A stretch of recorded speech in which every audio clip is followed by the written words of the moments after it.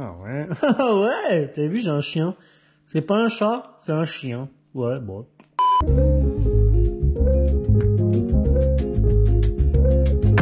Salut à ton petit poteau, moi c'est François, bienvenue à toi sur la chaîne au bout du fil, j'espère que vous êtes tous en énorme forme. Aujourd'hui, vidéo, comme il y a à peu près un mois, j'avais fait une vidéo pour l'ouverture de la truite. Voilà, comment réussir ton ouverture, je te fais la même chose pour l'ouverture du canassier, ça va te permettre de sortir un petit peu de poisson. En tout cas, j'espère pouvoir t'aider un maximum pour que tu puisses faire soit ton premier brochet, soit des brochets, tout simplement. Parce que oui, on parle bien de l'ouverture du brochet, contrairement à certains croient qu'on peut pêcher n'importe quoi, n'importe comment. C'est pas forcément le cas. En tout cas, la loi t'autorise dans la majorité des régions et des départements de le faire. Mais il y a des petites subtilités. Je vais t'expliquer tout ça dans cette vidéo. Je vais te parler aussi de matos pour que tu puisses savoir un petit peu avec quel type de matos te baser. Après, j'estime que sur cette chaîne YouTube, la majorité des gens qui me suivent, vous connaissez. Mais il y a des gens, des fois, qui me posent des questions comme ça. Quel matos il faut? Qu'est-ce qu'il faut faire? Eh bien, dans cette vidéo, tu auras ta réponse. Les petits potos, avant de commencer la vidéo, je voulais vous dire, toujours, on est entre 70 et 80% de gens qui ne sont pas abonnés à la chaîne YouTube. Donc, si tu as envie de franchir le pas des abonnements, n'hésite pas à cliquer sur le petit bouton en bas. C'est gratuit, mon ami. Tu cliques, ça fait cling, cling, cling, comme ça, et t'es abonné. Et puis voilà, c'est cool. Hein. Allez, c'est parti, les petits potos. Donc, les copains, on va parler de l'ouverture du brochet. Qu'est-ce que c'est? Ben voilà, c'est le dernier week-end d'avril. Hein, tu connais la chanson. Le brochet, il ouvre. Wouhou, c'est la fête. On va tous au bord de l'eau balancer des leurres.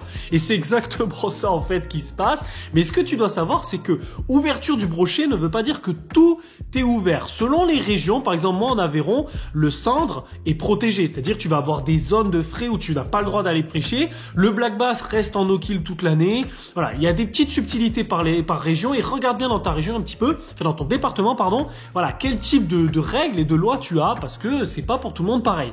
En sachant que moi, je vais te conseiller un truc, cible principalement brochet, perche. Essaye, si tu peux, de ne pas pêcher les basses. Ils sont sur les nids, ils sont relativement fragiles. Alors attention, vous avez vu des vidéos de moi de l'ouverture et à chaque fois j'ai fait du bass. J'avais beau leur balancer des Vatalions ou des Fox Rage réplicants de 20 cm, ils se jettent dessus. Donc il y a un moment, tu peux pas tout faire. C'est comme pour le cendre. Mais si tu peux éviter de marteler les nids comme j'en vois trop de gens le faire dès l'ouverture, ce serait top. Pareil pour le cendre. Je vois des mecs qui pêchent au Mormanie à l'ouverture. Les mecs, ils ont rien compris. Je veux dire, il y a un moment donné, s'ils veulent que leurs enfants ils puissent pêcher, il faut protéger l'espèce. Et si tu défonces une espèce qui est en train de pondre 150, 200 000 œufs, je crois que c'est ça le cendre, si je dis pas de conneries, ben voilà, il y a un moment donné, tu casses complètement la chaîne de reproduction, tu vas garder que des gros reproducteurs et tu auras plus de petits poissons, et ça c'est nul. Donc voilà, fais bien attention à ça, cible plutôt des poissons qui ont fini leur reproduction, du moins jusqu'à mi-juin, donc ça c'est il y a 2 mois, c'est pas la fin du monde. Donc voilà, le brochet principalement et la perche. Si tu en as pas dans ta région, normalement on a tous des perches, donc ils ciblent la perche, ou alors même tu peux aller cibler le chevenne sur des rivières de 2e catégorie, les barbeaux, les trucs comme ça, je sais pas moi. En tout cas, il y a plein de poissons, et puis tu as la truite qui est ouverte. Donc voilà, c'est vrai que sur une ouverture brochet, c'est con d'aller à la truite, mais si tu n'as pas de brochet dans ta région, au moins tu peux toujours pêcher. Donc t'as pas d'excuse pour dire ouais mais moi je pêche que le black bass. Voilà, je vais t'expliquer un petit peu ça pour que voilà tu comprennes un petit peu. De toute façon, la majorité des gens qui me suivent sur cette chaîne YouTube ont compris ça depuis un moment, mais je voulais en parler au cas où il y ait du nouveau sur cette chaîne. Je vais vous parler du matos, les copains, vous allez voir, c'est très simple, c'est très simple. Il y a des petites choses à savoir, ça coûte un petit peu d'el pognasse, mais bon, on n'a pas le choix, c'est comme ça, c'est la pêche. Je vous explique ça de suite. C'est parti. Donc, pour le matos, moi, franchement, ce que je privilégie, c'est des cannes relativement puissantes. Des trucs, alors, 10-30 grammes, ça va être vraiment le minimum, ce que je te conseille pour faire du tout venant. Donc, pour la perche, ça va le faire.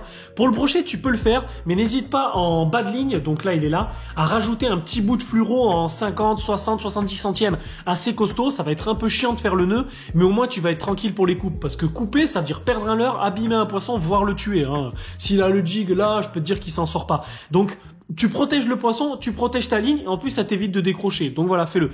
Sinon, je te conseille plutôt de pêcher en casting ou en spinning. Là, je te montre une casting. Elle est dégueulasse, la canne d'ailleurs, mais bon, c'est pas grave. Des trucs genre 10-40, 20-80, jusqu'à 100 grammes. Ça peut être très intéressant. Ça va pouvoir te permettre de balancer des leurres assez gros.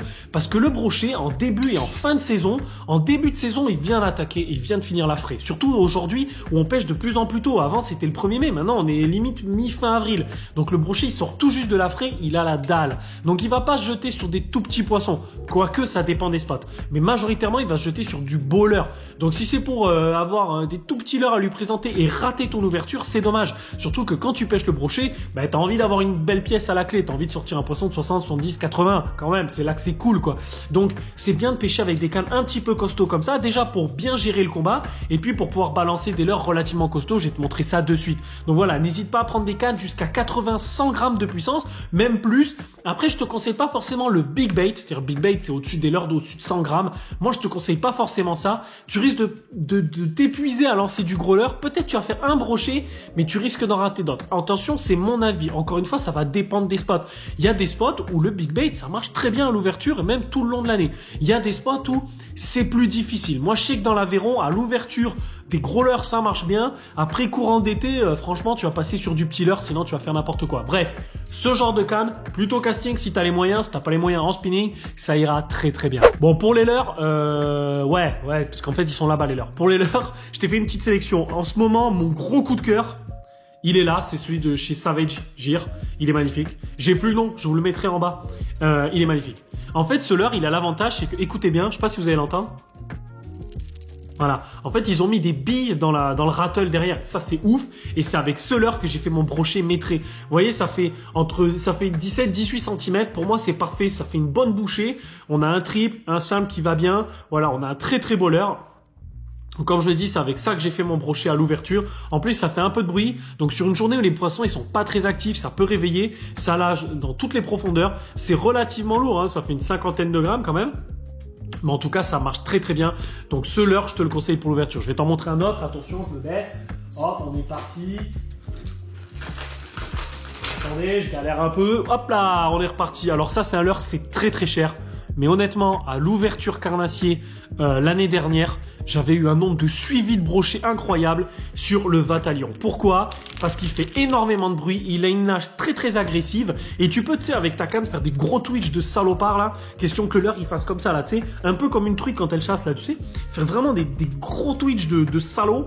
Et là vraiment tu as un leurre qui est très très intéressant.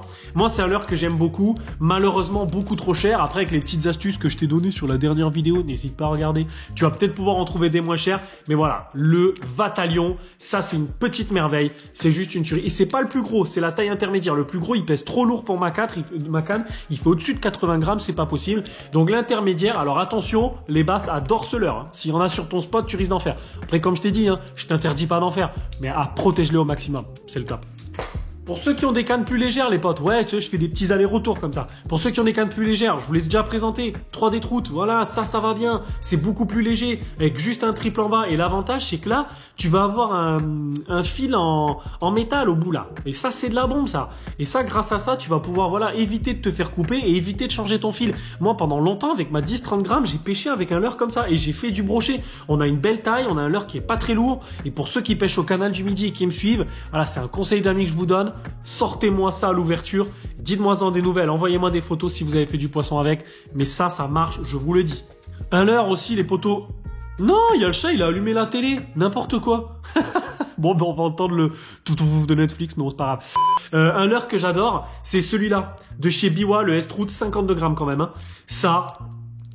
Ça nage de ouf. J'ai pris exprès un coloris blanc parce que j'avais pas de blanc. Et je me suis dit, on peut peut-être essayer de jouer sur ce genre de coloris pour essayer d'attirer un peu le poisson. Ça, dans l'eau, c'est un truc de fou. L'avantage, c'est que tu peux changer la queue à l'arrière si tu te les fais défoncer. Et puis, ça nage, mon gars. On dirait un vrai poisson. C'est juste extra comme leurre. Ça, c'est vraiment un leurre que je te conseille, le S-Trout pour l'ouverture. Ça marche. 50 grammes, t'es pas obligé d'avoir une énorme canne. Ah, ça y est.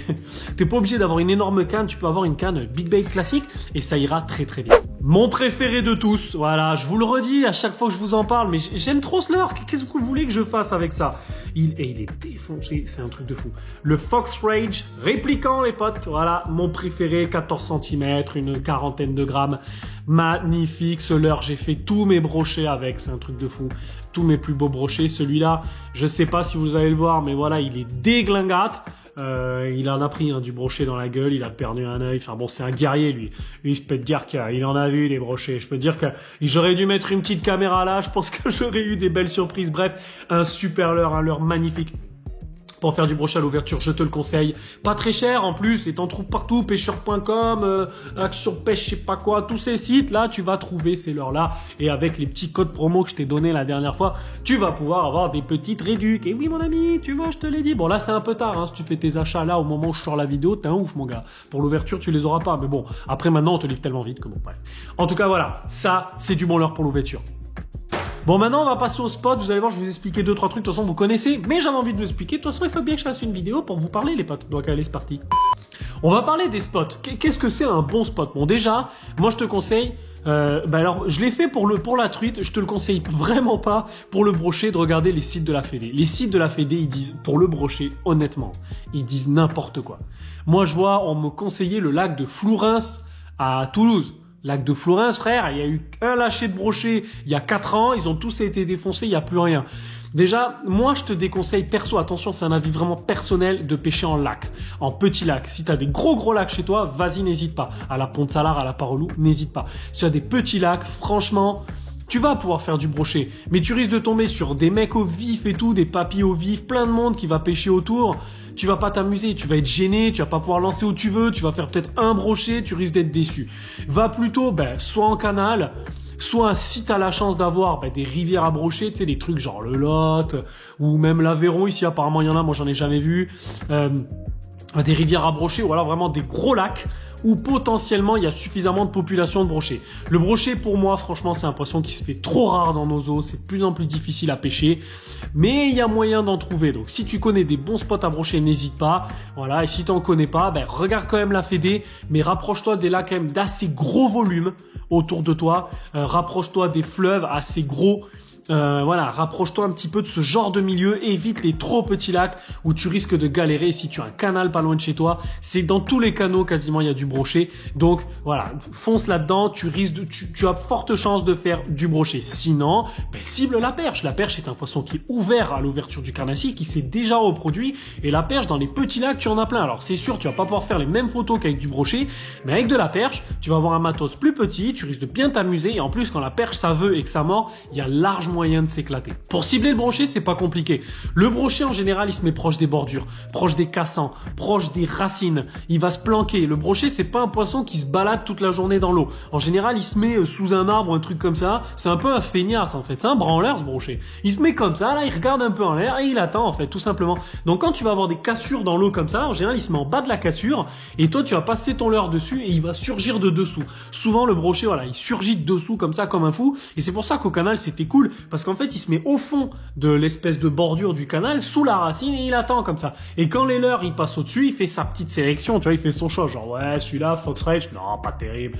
Celui-là, Rapala, ouais, non. Celui-là, il est pas mal, ouais, tu vois. Il fait comme ça, le brochet. C'est-à-dire, il sélectionne un petit peu. C'est pour ça qu'il faut tomber sur la bonne taille et le bon coloris pour les faire. Mais en tout cas, sur le brochet, c'est un peu comme à la truite. C'est pas forcément que le leurre qui va faire déclencher le poisson, c'est aussi la présentation. C'est-à-dire, il faut que le leurre, il tombe au bon endroit, il passe au bon endroit. Donc, n'hésite pas, voilà, à aller un petit peu sous les branches. Et à faire des longueurs, c'est-à-dire que des fois le brochet il peut suivre longtemps, c'est-à-dire que moi quand je suis en bateau, des fois je vais lancer, le spot il va être à 25 mètres et je vais ramener doucement pendant longtemps et souvent la touche je la prends au bord du bateau. Donc n'hésite pas à faire pareil si tu es du bord, c'est-à-dire par exemple tu es du bord, tu as une berge qui est un peu en face sur un canal un peu, voilà, mais tu vas jeter en face par exemple sous un bateau ou sous un sol pleureur, tu vois, tu vas essayer d'aller dessous et ramène tout doucement, voilà, jusqu'à toi comme ça.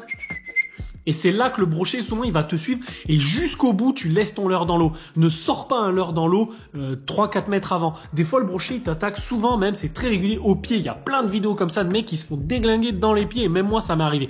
Donc voilà, fais comme ça. Tu verras, normalement, tu risques de faire du poisson. Donc comme je t'ai dit, les cassants, les bordures, les racines, les arbres un peu immergés, les troncs un peu tombés, ça c'est des spots à brocher. Et même des fois pour ceux qui le pêchent en rivière, tu vas avoir des petits courants, des arrivées d'eau sur les côtés là où c'est très calme, tu auras du brochet. Le brochet il se fait rarement comme la truite dans le courant, il se met plutôt sur le côté, il va attendre, il va observer. En fait le brochet c'est un feignasse, je te dis, regarde, il attend, boum, par contre quand il attaque, quand il y va, là il déglingue tout. Donc c'est un peu ça le brochet. Donc je te conseille de le jouer comme ça. Après adapte-toi à ton spot, mais il faut toujours se dire que le brochet il est caché à quelque part. Il est pas au milieu de l'eau comme ça en train de se balader. J'en vois trop qui balancent en lac au milieu comme ça, comme des fous. Alors ça peut marcher si au milieu de l'eau tu as truc, mais c'est pas le plus efficace.